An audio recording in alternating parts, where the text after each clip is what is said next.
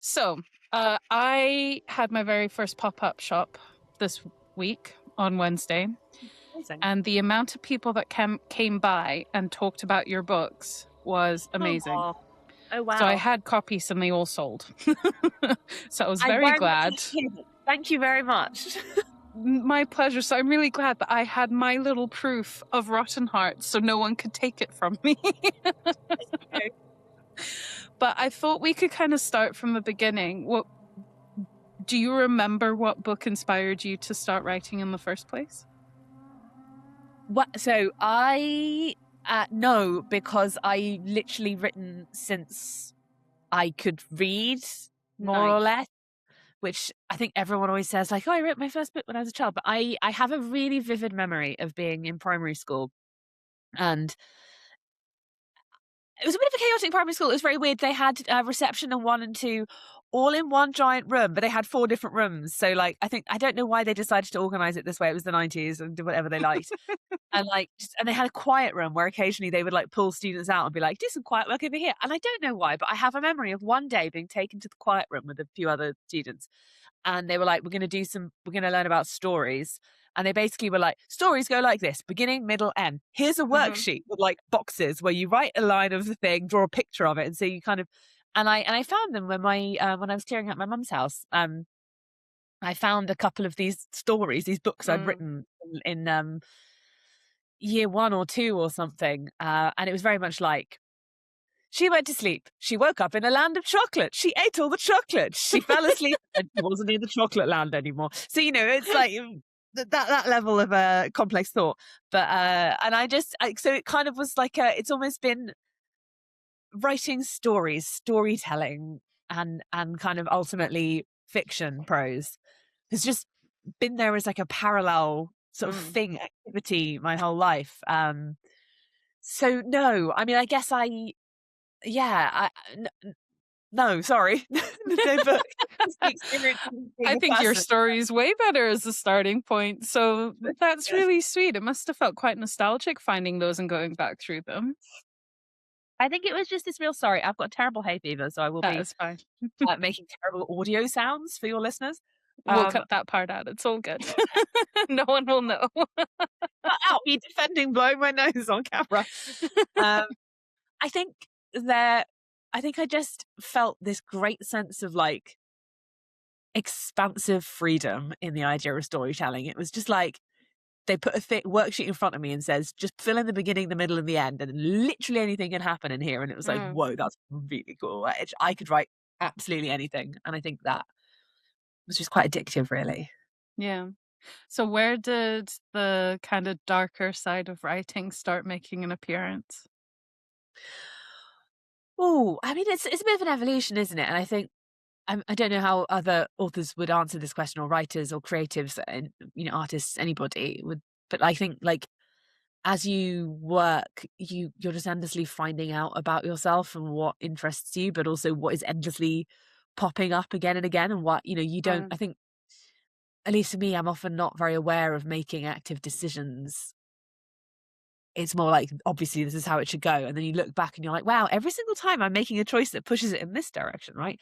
I've always been like a part-time goth. Like I'm not very like organized to be like a fully committed goth. You can see from a vague like collection of aesthetics that my love lies in that direction. I think, I've always had a great sort of enjoyment even as a kid. Like, it's cliche, but I loved Scooby-Doo. That was my favorite. I literally have Scooby-Doo pajamas still to this day that I wear. Scooby-Doo was the best. So good. I love something like that. And I loved like Casper came out, the film came out when I was at exactly the right age, or the Addams Family, things like that. I think it just somehow felt very real. It felt like it was pressing the dopamine button in my head is the only way I can describe it. You know how some things you watch and it's like, yes, they're scratching at the itch, and then some things you're like, no, it's fine, I had a good time, but they don't compel me to like rewatch this loads of times. And so I think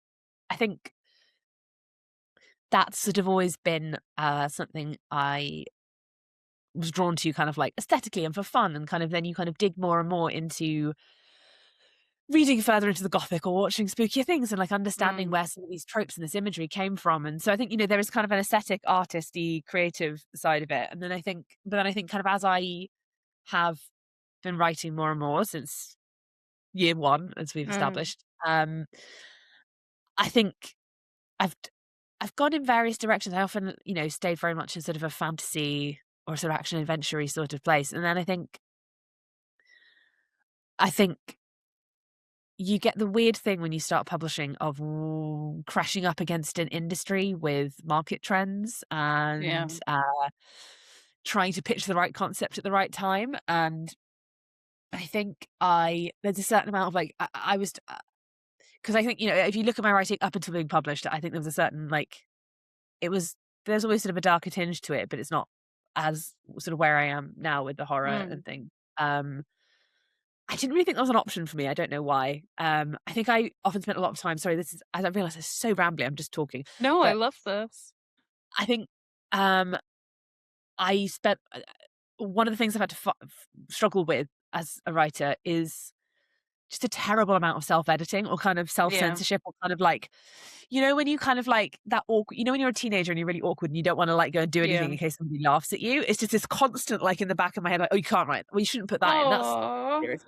and then sort of this frustration with that, being like, why am I doing this? Why am I constraining myself imaginatively and reading books and being like, you've just gone off the wall and done mad Yeah. stuff. And I never feel like I could give myself permission to do that. So it's been a certain amount of like trying to give myself permission to do it. And then in publishing and being like, right, it's really hard to go through the publishing machine and put out a book and sort of work on it to the extent that you have to in the Mm. industry. That there's kind of, and also, you can work your ass off and write the best book you possibly can, and it still doesn't matter if the timing is wrong or Mm. whatever is going on. So it was a bit like there's literally no point doing this if I'm not enjoying myself and I'm not writing exactly the thing that I would want to read, which I think it's a bit of a cliched statement maybe. And of course, there is always the kind of conversation with like what's marketable right now. But I think, sort of starting with Bitterthorn, it was sort of Mm. coming through into I'm gonna be really self-indulgent because this is Good. hard enough as it is. If I'm gonna get rejected or fail or whatever, I might as well at least wanted to write this thing in the first place and had a good time doing it. I Yeah. say had a good time, often these things are grueling and not a good time at all, but so I think that's where sort of coming back to that original love of the sort of gothic, the horror, um the supernatural kind of came in. It felt like a very natural, like, if I was to be truly honest, like what would I desperately want to read? And it's like 10 more haunted house books. And I'm constantly Yeah. Googling like haunted house book about ghost and can't Yep. find Enough. enough. There's not And I'm enough. like, and I still don't, and I'm like, oh, this is one version of it, but I want to like, where is Yeah. the perfect haunted house ghost book that I could write? Coming soon by Kat Dunn. Well, yeah, like one version of it, another attempt. I'll just keep going. And then I suppose just to, it's worth sort of touching on that. I think, as a writer, I realized how much it, part of my constraint was not writing about thematic stuff that felt, it was removed, right? It was a Mm. construction separate from myself. And then when I took down the barrier a little bit between myself and the writing, it was better writing. They were better books. But a lot of what I was dealing with, going through, processing, kind of mulching through, were just, much darker themes, were just much Mm. heavier thoughts. So I think darkness from both angles, right? Like Yeah. emotionally, I think as you go through life and get older, very few of us make it through without having like a real bite taken out of us by something in Mm. life, like a loss in some capacity. Um, and it's funny as sort of as time goes on, you kind of watch more and people kind of like go through something and then you Mm. have the few people who haven't, you're like, wow, so unrelatable to me. So I kind of think like that it's the sort of not the sad thing about growing up, but like one of the challenges about being a person and going through your life is kind of what do we do? How do you think and deal with all these dark, complicated feelings you wrestle with and difficult experiences, and how I don't know, you got to look him in the eye rather than constantly run away from that. And I'm gonna go into some terrible monster metaphor here, right? But like, I feel like the idea that comes up in therapy a little bit is like the suffering is in the running away from the thing, right? And if you kind of stop, turn around, and look at the horrible thing you've been running away from, and just look it in the eye, it's often incredibly painful, but in a much more cathartic, productive way. And I'm going to tell you a very small story of a dream I had, which you can really cut out because my God, is this going in a random direction? But as I was talking, I was like, wow, I think I had a really literal dream about this. I had a really stupid dream where I was in some kind of like, there's like Halloween haunted house things that they put up. I was in one of those with a friend or something. And as we were going around it, like, so like, I don't know, something happened where it was like, uh-oh, something's got real, and like something's got loose, something's, there's something supposed to get you. And, we sort of were trying to silently hide, we're trying to like gently shut the door and be quiet, but the friend had like been too loud or something and opened it. And it was, and in the hallway was Jigsaw. And I was like, oh God, like if it's the, the thing of like the monster where if you stay totally still and don't move, they can't see you, but as soon as you make a noise and move, like, they're on you. And I was running through this sort of haunted house, and what had previously looked like a very normal hotel was suddenly like comically evil with like, rusty windows and things, and like lots of things marked as exit, which were obviously not exit. And like I just was like, oh fuck, and now it's a maze. And I have this memory in the dream of going through one of these exits and being like, oh, I can't get out of this. There's nowhere to go. I'm going to die here. In which case, and that turning around and going straight at Jigsaw, I was like, right, we're going to fight you lot. And I picked up and I was like, wow, that feels very...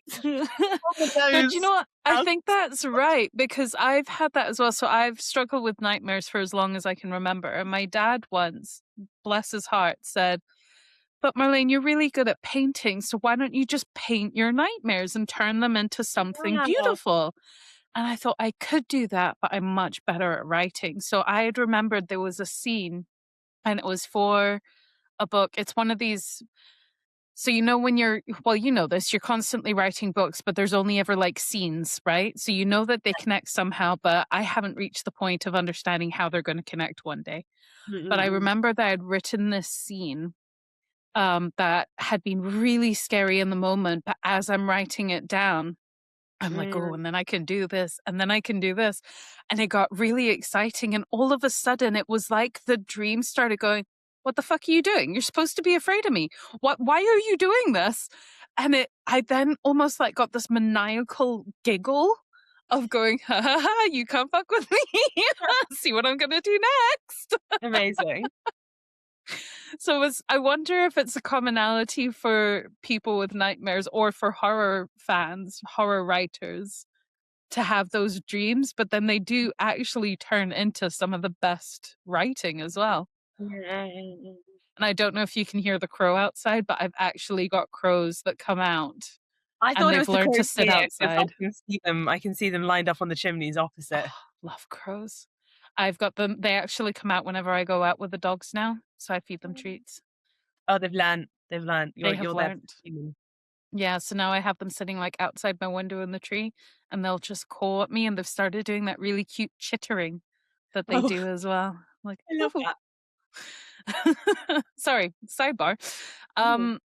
So do you get your inspiration from nightmares then, or does it just come to you in daydreams?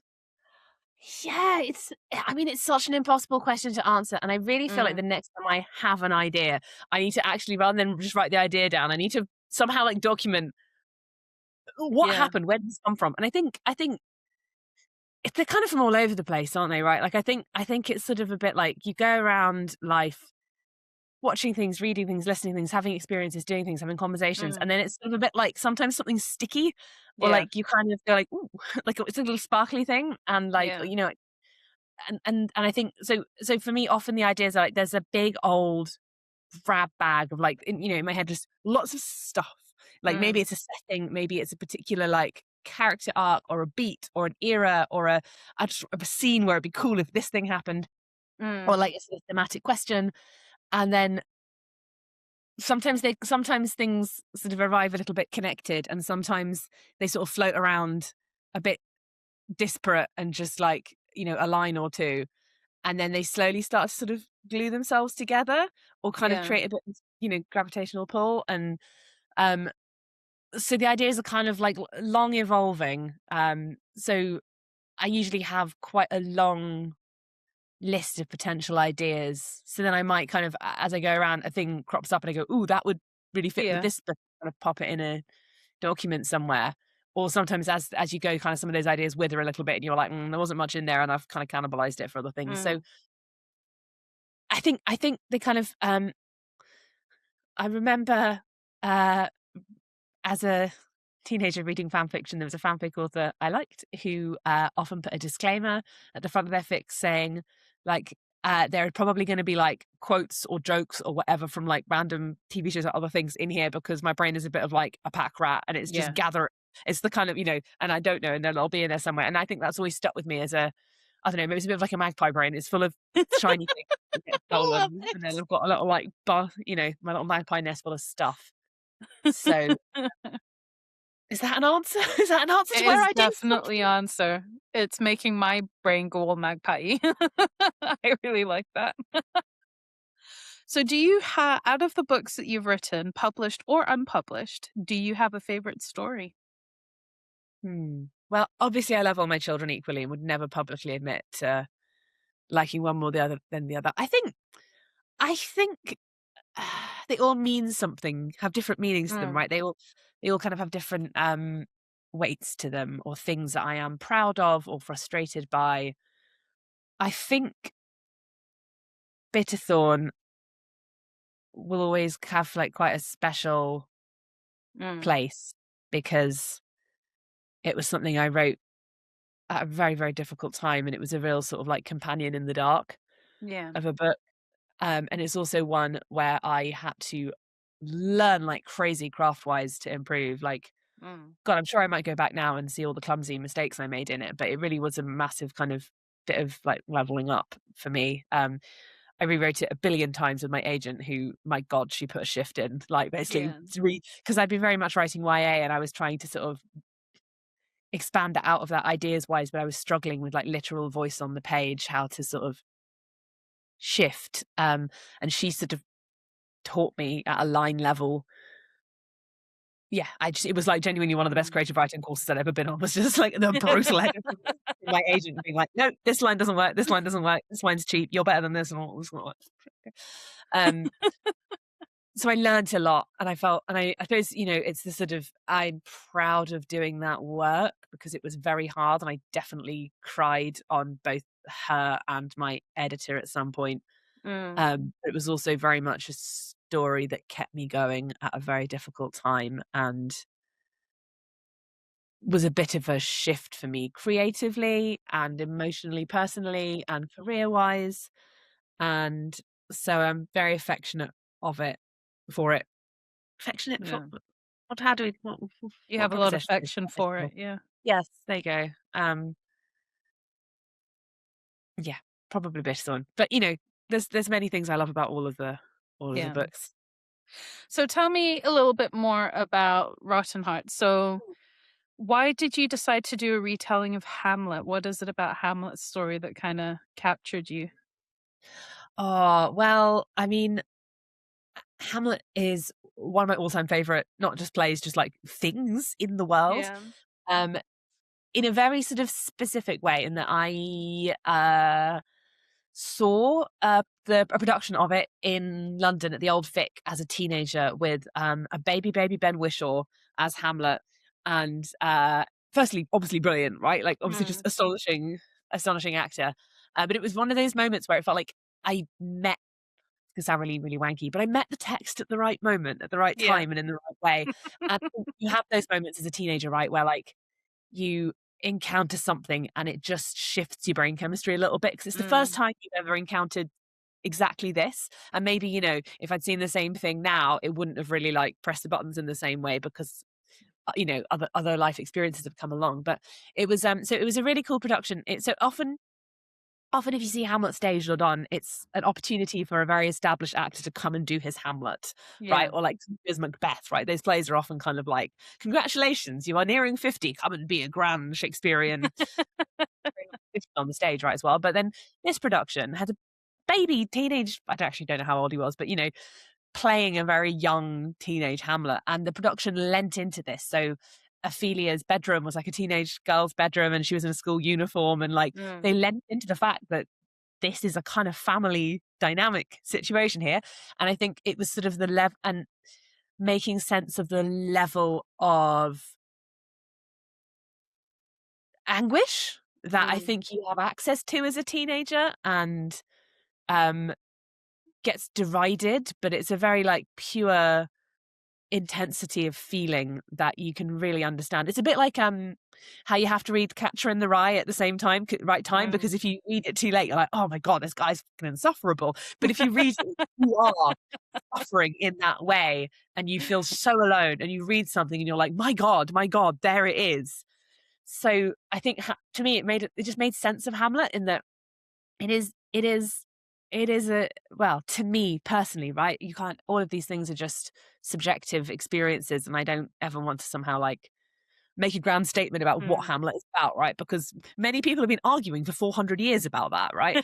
But for me, that experience opened up a portion of the text that was about grief and suffering and madness, and who is allowed to suffer and in what Mm. ways, what is tolerated, what is not tolerated. I mean, very, very famously, one of the very early scenes is Hamlet's mother and uncle being like, fucking lighten up, mate. Like, yeah, your Yeah. dad's dead and your uncle married your mum, but why are you so depressing? Like, and you're just like, when you think about that removed, you're like, I'm sorry, you would go into like a 10-year crash out. It's very reasonable that Hamlet is not okay about this. And and there's all the kind of conversations you can have about the way that Hamlet as a male character performs madness in a very public way, and what sort of, what lines he's allowed to cross, what boundaries he can push, when is it too much? And then Mm.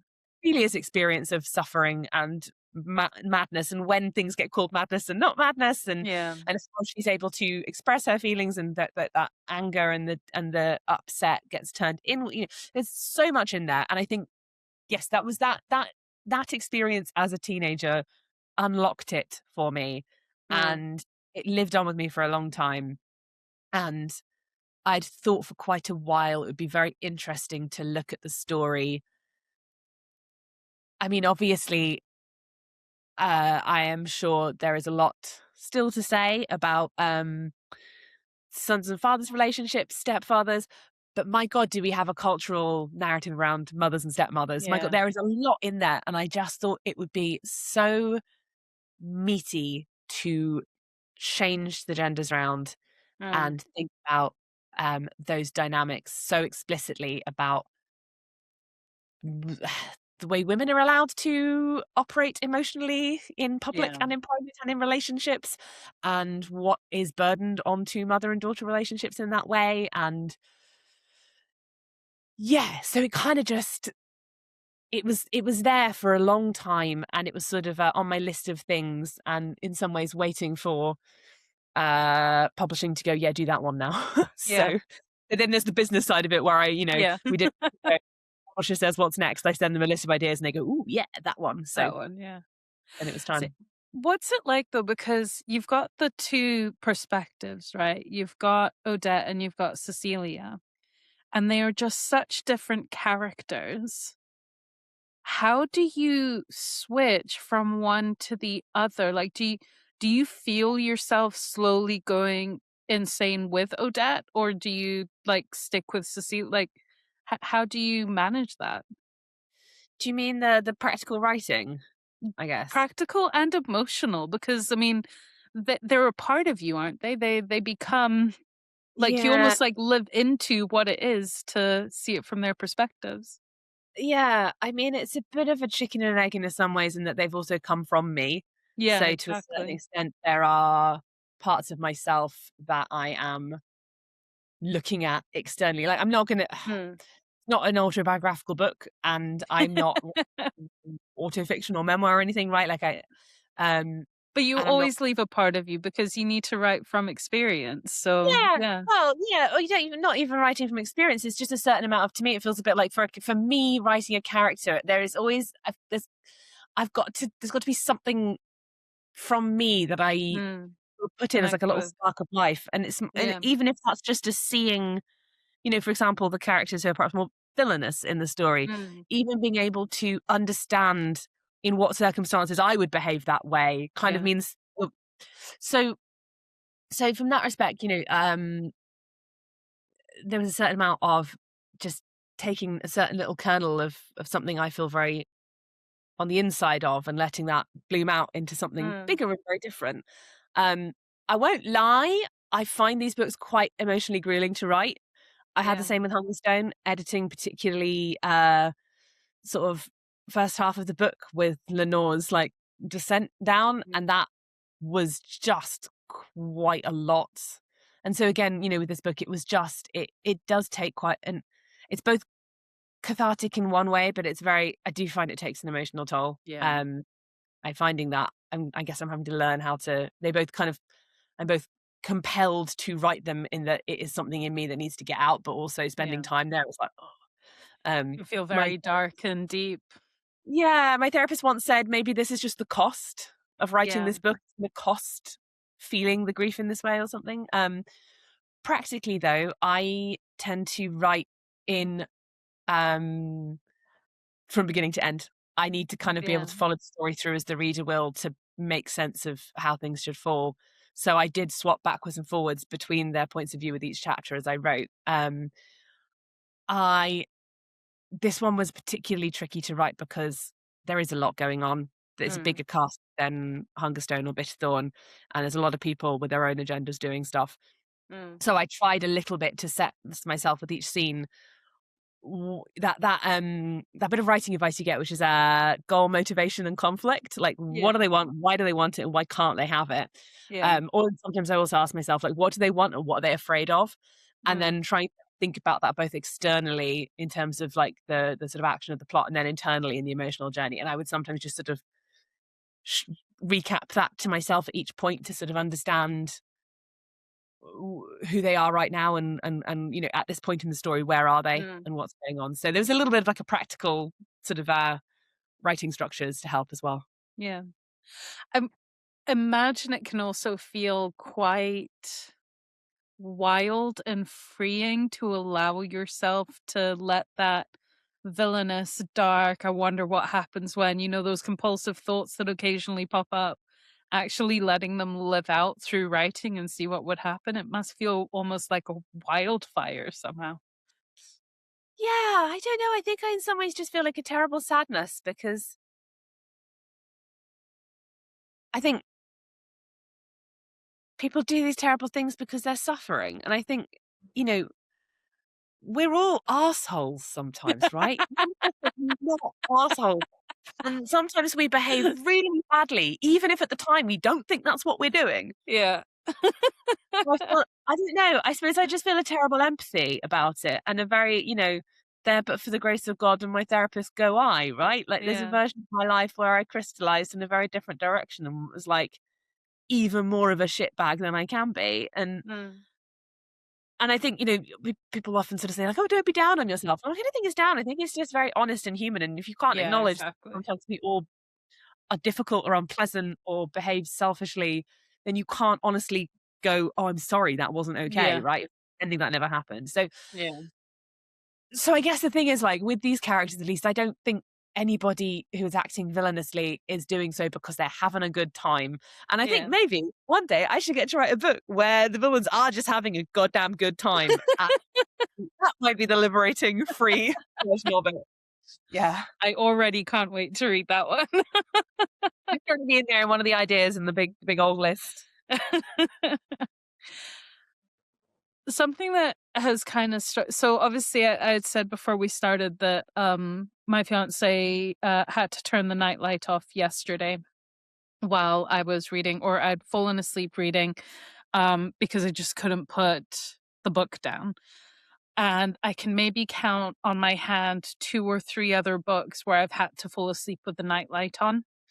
because it scared the living daylights out of me. And it made me think about what we were saying about having, finding that perfect haunted house book or whatever it is. And I've always wanted, that scene in Friends when Joey is reading The Shining, Oh, yeah, and and he he's locks not. it away in the freezer. Oh, yeah. And it scares him that badly. I wonder if we're all looking for that moment, that thing that really makes you have that, Yeah. oh my gosh moment. Yeah. Do you have any books like that or moments where you've gone, Nightlight is staying on till the morning now? Ooh. So I am quite fussy with my horror. Yeah. I really specifically like supernaturally, Yeah. ghostly, psychologically suspect. Because to me, Yep. The the mind. most frightening thing to me is your own brain. Yeah. Like, I don't believe in ghosts or the supernatural particularly, but I do know and believe that my brain is badly organized machine that can go wrong. Yeah. Yeah. And that's the most frightening thing to me, that my brain could start thinking these things are real or things are really happening. That I'm kind of living with an unreliable narrator in my own body. Yeah. Like, this is a mad thing that, like, you think you kind of just go around feeling like your eyes are just windows and you're just looking out of Yeah. them and that's what's happening. No, no, light's coming in and it's going upside down and bouncing around, and then like the neurological things get brought, and it's like, oh, that's very bad to not be able to actually trust that anything is real. So Yeah. that's the most frightening thing. So I find the horror that plays on that um the most appealing and the most frightening. I'm Mm. less of like a body horror, gore, Yeah. monstery horror person. And I think just ghosts in general I find absolutely compelling, because we are all haunted by ourselves, by our pasts, by everybody we've ever known or Yeah. met, by fucking history walking around. Like, I remember, this is so silly, I'm going really off tangent and I will come back to mentioning specific books, but I remember watching the Lord of the Rings films as Mm. a kid. When they're kind of going around the ruins of various things, I'm like, wow, it must be so, I can't imagine living in a place where we're just walking around the ruins of some past great civilization. And then, Yeah. like, I live in London and I walk past, like, the old London Wall and, like, here's the Roman ruins and all these things. And I was like, Yeah. oh, I live in that. I live in Especially the in the UK, we've got so much of that around us. yeah. But yeah, when the penny drops, you're like, oh That's not gosh, right. Because it's so people travel fascinating. to see this. It's like sort of researching and reading, thinking about the Gothic and kind of getting like a bit buried into thinking about what am I writing as part of. And I was reading, sort of perspectives that were talking about Britain, England, particularly as a Mm. haunted house, and talking about it specifically in relation to the dissolution of the monasteries, right? That there was Yeah. that, this great wholesale destruction of a particular cultural norm, way of life, a real sort of pillar and bastion of the world, and that it is just ghosts out the wazoo. What so Mm. much early Gothic literature is very religious. They offer, they're monk characters about monks and abbeys and monasteries, Yeah. and so and it's this huge act of destruction. Whether whatever opinion you might have about whether it was justified or it's a massive act of destruction of things that were held terribly sacred, and then they just sat there as mouldering like shells. And you can go to Whitby, to the abbey there, Yeah. and maybe somewhere in one of the exhibitions, there was this amazing series of because it's obviously been a beauty spot for a very long Mm. time, and so there were like early etchings, people's early watercolor paintings of the abbey all the way through to now, and you watch it crumble as they go Yeah. along. You watch it fall. Anyway, I find that fascinating. So that's the kind of horror that appeals to me. In terms of things that have really freaked me out, I Susan Hill, I mean, she's a classic, The Woman in Yeah. Black, a lot of her writing. Cool. And actually seeing it's not on the West End anymore, but they had a production of The Woman in Black in the West End for a long time, which had a lot of fun with it being a Mm. live horror Yeah. thing, messing with the audience and the ghost turning up in That places. would have been amazing. One of the most frightened, because if I watch a film, I can tell myself, like, don't worry, there's like 10 cameras and like sound people Yeah, and like exactly. people around. It's not that bad. But then you're just in this theater and it's happening to you. So, obviously the book is brilliant as well. Michelle Paver's ghost stories are fantastic. Thin Air and Dark Matter, two incredibly atmospheric and very properly freaked me out as ghost stories. I thought they were incredibly well done. And Sylvia Moreno Garcia's Mexican Gothic is one of my all-time favorites. Absolutely I've got that one on my list as well to read. Interestingly, I love Shirley Jackson, but they don't freak me out in a scary way. They make me very dark, sad. They make me feel very depressed because it's just the psychological disintegration is just a bit close. But I don't find them scary, but I do find them horror. It's interesting because I think, Rottenheart is quite a dark book rather than an overt, scares a minute horror in some ways. Yeah, no, it's really in there. You feel it seeping into you. It's the horror depression. It's horror all along. It's your own mental health. Gosh, I'll have to think about other things that really scared me. I thought the Haunting of Hill House TV show loved those one ones. of the most frightening things I've ever seen. Yeah. I think the fact that the grief was done so perfectly and so intensely just utterly made the well done camera work of the horror. So I love those ones. They're still my go-to to watch when I'm feeling, when you just want a little, it's that itch. You just want that little itch to be scratched. I just want to be freaked out. Just freak me out. But I would say those, but that's because I think I've got a really narrow, fussy desire for what I want in horror, and I do think the historical aspect is quite. I actually read. Please move on to a new question soon because I'm just going to ramble forever otherwise. I love a classic Victorian ghost story. M.R. James is obviously the sort of master in many ways, but he doesn't do as many ghosts as you think he does. It does a lot of weird stuff, and obviously brilliant, incredibly atmospheric, very, very well done. But I had a really good time reading a massive collection published that's just called Classic Victorian Ghost Stories or something, because it was just such a staple of the market. And a bit like supermarket thrillers are today. They're just churning them out, and it's authors that for other work, like E. Nesbit, the children's author, was churning out for just to pay the rent, churning out these ghost stories, and they're brilliant, right? Edith Wharton. I had no idea. I'm going to look into these. Yes, so many brilliant women novelists were writing fantastic short ghost stories, and so I had a great time in this book, and it really it's a real selection of different things there, but it really felt like it was that's exactly what I'm after.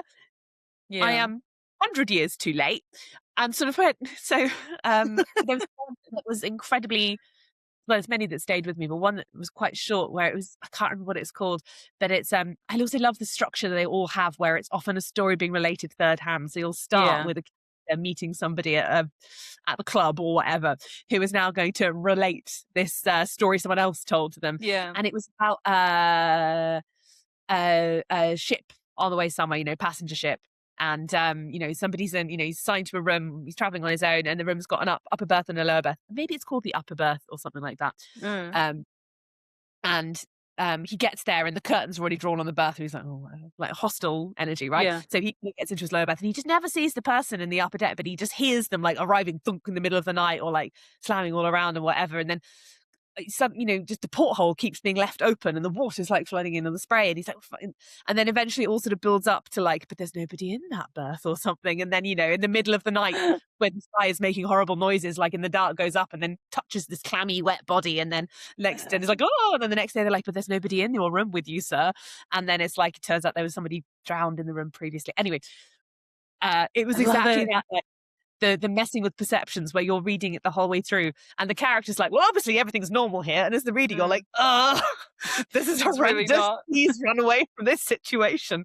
So that's a long ramble about what freaks me out and things I've read but I like that because it's nice to hear someone whose brain functions similarly to mine. I don't have many horror friends, or there's maybe 2 or 3 where we could go to the movies together or we read the same books. But there's very few that I have. And I think that's why I wanted to start at the bookshop as well, is to kind of create that space for people. And one thing I'm finding really interesting, and I would love someone to do a study on this, is it's really hard to find secondhand horror books. Oh, And it interesting. must just be that people hold on to them and they just cherish them and they keep Yeah, them, yeah. or they burn them because they're that scary. That is the alternative. But I'm finding it really interesting because I'm always on the hunt for them, and I find thriller books, adventure, pretty much any other genre, right?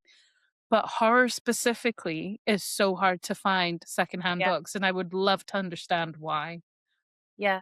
Well, it's a bit like you can never find any secondhand Pratchett, I think. You must be right that people are Yes. holding on to them. I was always like hunting, being like, I just sort of I borrowed all mine from the library and I was like, "Oh, I wanna just pick up a bunch of reading Yeah. copies." No, you can't be doing that. No one's got rid of them. They all kept them. Yep. Yeah, I'm fascinated by ghosts. Have you ever had a moment where, because I'm like you, I'm scientifically minded, like if someone held a gun to my head, I would say probably not. But I love the idea of them existing. And there have definitely been moments where I've been like, ooh, maybe this is one of those moments. This is my empirical evidence. Have you ever had that? I have to say, like, definitively not at all. What And a I've been shame. I know, I've been in, like I feel like in some ways part of it is growing up in terraced housing in London. Yeah. So, like, the my threshold for thinking a noise is suspicious is very high. Yeah. Like, most noises I will not even register because I assume it's the wind, it's the pipe, the floorboard, a cat knocked something off, the cupboard went clonk. I just and I've been in, like I think I'm more frightened. I think I get it's more like I'll get frightened in the night by imagining what if something did happen, but Yes, yeah. I've never had anything at all happen even remotely scary. And I think the only times I've ever had a sense I thought too much about it, I've always just said like, "Oh well, just say hello to whoever's there and say like, hello, I'm just no, I don't know. If there are ghosts, I don't think they bother me, or like I'm chill with them and they're chill with Yeah. me. I've been to places which are haunted and no, also because so many of people's experiences are like around sleep and all of that is just no. Yeah. Sorry. That's just the brain. That's just the brain going wonky. Yeah. I've had a couple of friends independently say, and this is when I was, but before I met my fiance, I lived in this really lovely old apartment, high tall ceilings. It's one of Mm. my favorite places I've ever lived. And two, they did not know each other. Both of them said that they had woken up during the night to see a male figure standing at the end of my bed, or end of their bed, sorry, Yeah. in the spare room. And one of them said it happened over and over and over again. And then so I would go, all right, these guys are fine. Stop haunting them. And they never saw them again. Huh. And so my head is like, oh, but then again, Okay. the science comes in going, could it just be coincidence because they know I'm spooky and I like this stuff? That it kind of like Yeah, creates a layer of like the haunting psychology in of the it is so space. fascinating. The psychology is Yeah. so fascinating. I guess because I feel like I'm a relatively lucid dreamer. Like I Mm. can sort of participate a little bit. So Yeah. I don't know. I think we construct a lot of these things, and I think that's more interesting in ways to me Yeah. than ghosts being real are because I sort of think we're doing it to ourselves, and Yeah. that's fucked up and cool and interesting. And I just think, yeah, I think the past is very much with us Mm. psychologically, very much so. Mm. So there's two questions I want to ask. One is, what is a question that you wish people would ask you, but that they don't? Oh God. Do you know, sometimes like, 'cause sometimes you get asked this when you're doing interviews. They sort of say, "Are there any questions you'd particularly like to be asked, or things you'd want to avoid?" And I'm such a blank slate around these things. I'm just Mm. like, I was saying to somebody, I have no idea. It, while writing the book and up until the moment it comes out, it's so much right thinking from like a craft perspective. And then as Mm. soon as it's out, suddenly it's a text that people are reading, and I get to learn what I was doing in there that I had no idea was sort of going on. Yeah. So no, I feel like what I would say is like I would love to just be asked questions that because I think often people might feel they need to stick to a certain script about the things you can ask about Mm. or what's on the table for discussion. And I'm just like, I think what I'd like to be asked is just like, what's the weird question you want to ask? What's the like really niche bit you want to talk about? Like, what's the thing that you think makes no sense, but you kind of thought it anyway? Do you know, Yeah. that's what I'm interested in. I don't, yeah, I'm that's not a glad whole, to hear that because it is like, on the one hand, you don't want to offend, but then on the other, you want to have those in depth discussions to like figure out someone's scariest dream mm, or scariest moment or the thing that's really stuck with them. But yeah, it's hard to know whether or not you have that permission to go that yeah, deep. Yeah. I totally get it. When I share people, I'm often just like, it's very hard to feel like you can say anything more than, so tell me how you did your world building. Did you do any research? Yeah. Which is not to say those aren't interesting questions, because I think there's loads and loads you can talk about there. But yeah, I understand what you mean. It's sort of it can feel quite uh invasive, maybe, Yeah. to kind of go a bit off the wall. But I'm like, let's go. I'm fascinated. I'll just say I don't know if I've got nothing to say. Yeah. I feel the most freeing thing I sort of realized was told, about um when I started doing more events, was just like, it's probably okay if I just go, oh, I haven't really thought about that. Yeah.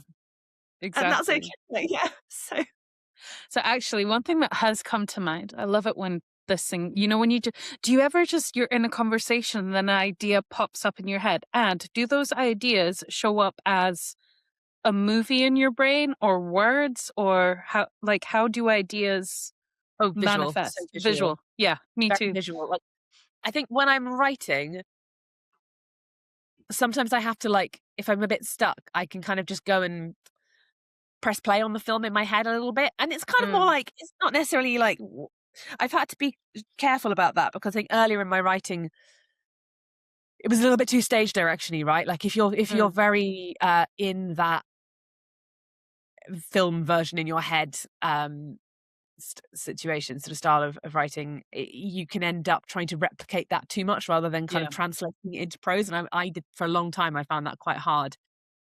Um, but it's very much visually and imaginatively alive in my head. Maybe not down to like details on anyone's faces, right? I'm terrible at No. faces, but there's a very sort of vivid world that's sort of playing out. And quite often it's sort of a bit montagey. If it's an idea, right, it sometimes it's Yeah. just like montage or vibes, or like the trailer scenes spliced together, Yeah. sort of. Uh, yeah, yeah, yeah. The music video version. I don't know. 'Cause I've started as we've been talking, it's reminded me of a memory that comes back to me over and over again. So we were living in Zambia and the car had broken down. So my mum had to walk to the family that we were visiting to get them to drive back. And then my brother and I must have just been really bloody annoying. And so we said, "Oh, can we follow mum?" And dad's like, "Yeah, yeah, that's fine. Just keep left." I don't know my lefts and rights to this day. I still have to do this to kind of check left or right. But I think that's so terrible, because like, what if I did them that way around? It's still Yeah, then it's wrong. yeah. Anyway, sorry. Um, so off my brother and I go, but it's close. The sun sets quickly in Africa. So we're walking along and the sun starts coming down and we're picking up pieces along the way like a feather or a leaf. And I just remember feeling, "Shit, I need to make sure my brother doesn't get scared now because I am freaking out." Like Mm, worrying about like there's baboons in the forest and I must have been about 8. So mm, Martin would have been 7 or 6. And there could have been snakes. And we just kept walking and walking and it turned dark and we were petrified and eventually we saw lights and we ended up the house. My dad still hasn't lived this down, by the way. He is yeah. still in trouble. Yeah, I was gonna say, imagine a few words were spoken. They still are. We talked about my brother lives in Kenya and we were in Kenya last month and I brought the story up and dad got a row then again from my mum going, "What were you thinking?" But all of a sudden, as we've been talking, I was like, "Oh, that could be a really cool spin on Hansel and Gretel." Ooh, Again, yeah, combining very icons. good. The items on the road, yeah. Like when you get these it's quite nice when you get these little snippets and then all of a sudden you're seeing your own life from like the status of a well-known fairy tale. Yeah, yeah, It's yeah. fun. There is Right. one author, talking about authors that you had before that write kids books. There was one that I had and I can't remember his name, so this is I'm gonna have to cancel it out. And I ended up getting the book when I was 10 because my mom thought, oh, this will be a good children's book. And it was Ugh. just like horror stories, Oh my like gosh. pigs Yeah. getting murdered and all of this. Roald And I was Dahl, like, Mom, what does Roald this mean? Dahl. It Roald was Dahl Roald works. Dahl. It was Yeah. Roald Dahl, yeah. Thank you. I couldn't remember that for the longest time. And so my mom actually banned me from reading it, and I listened to her till I was about 21. And I was like, wait a minute, I'm an adult now. I can read these.